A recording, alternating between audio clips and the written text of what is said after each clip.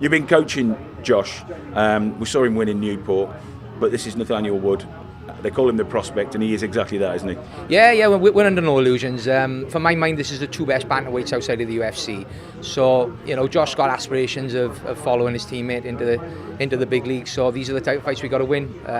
We're confident. We've had a look at it. We've trained hard. So we're here, and hopefully tomorrow night the fruits of his labour will be rewarded. So we are confident. We think we can win this fight.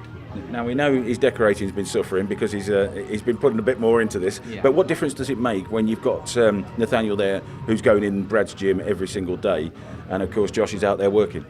I mean, to be fair to the kid, the last 3 weeks he's given up the job and it's been a full-time camp, but he's still managing 3 sessions a day, even around his work. He's self-employed, so he's got that ability to pick and choose the hours a little bit.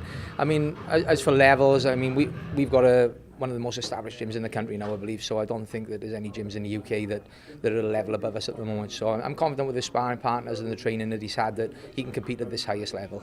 Can he be painting the town red on Saturday night? That's the question.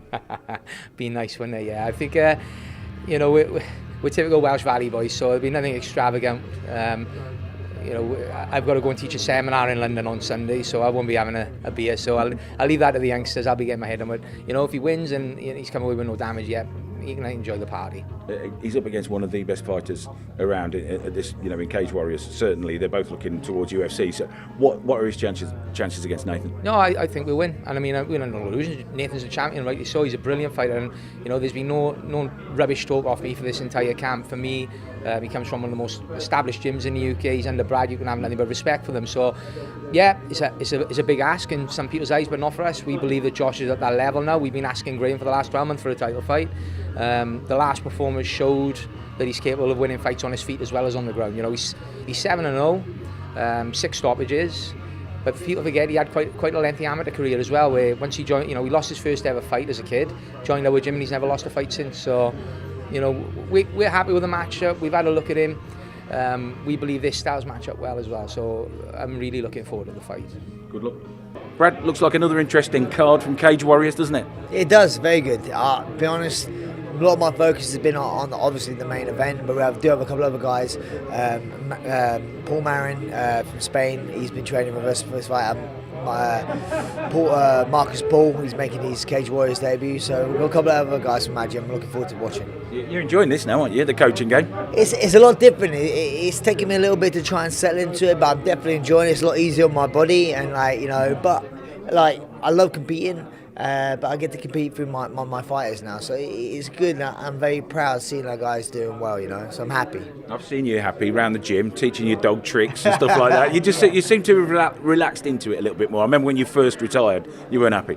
Yeah, no, of course. It's a big change. Fighting's been a massive part of, being a competitor has been a massive part of my life for 14 years. So it's a little bit of a transitional period, but like I say, I'm embracing it, and things like seeing Nathaniel do as well as he's doing, it makes me feel good, and it makes my job a lot easier.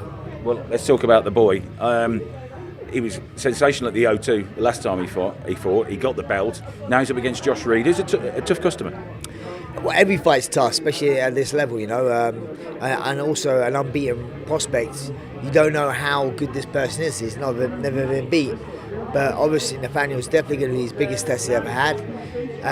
Technically, when I look back, I look at footage, obviously being a coach, I can't see Josh winning this fight, but fight's a fight, anything can happen.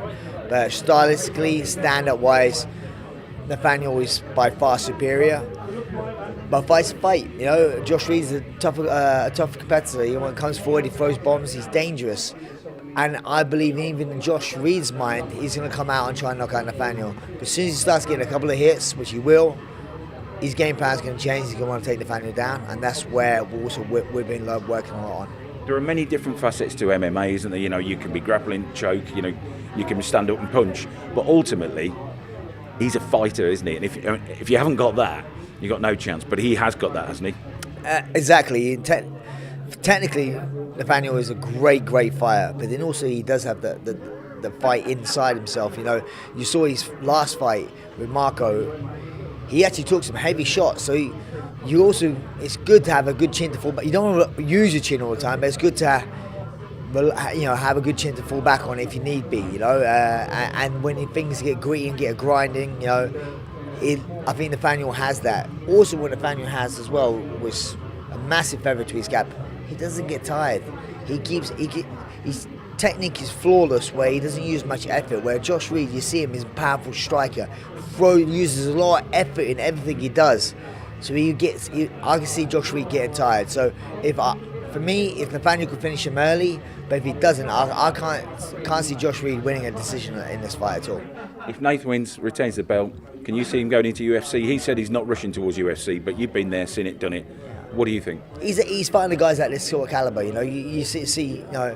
It's not a case of, for me, getting to the UFC is not as hard nowadays. It's staying there. So I'd like him to win this belt, and if the UFC can come in, comes coming. But with no rush, he's developing well as a fighter. This year's been the best year for him.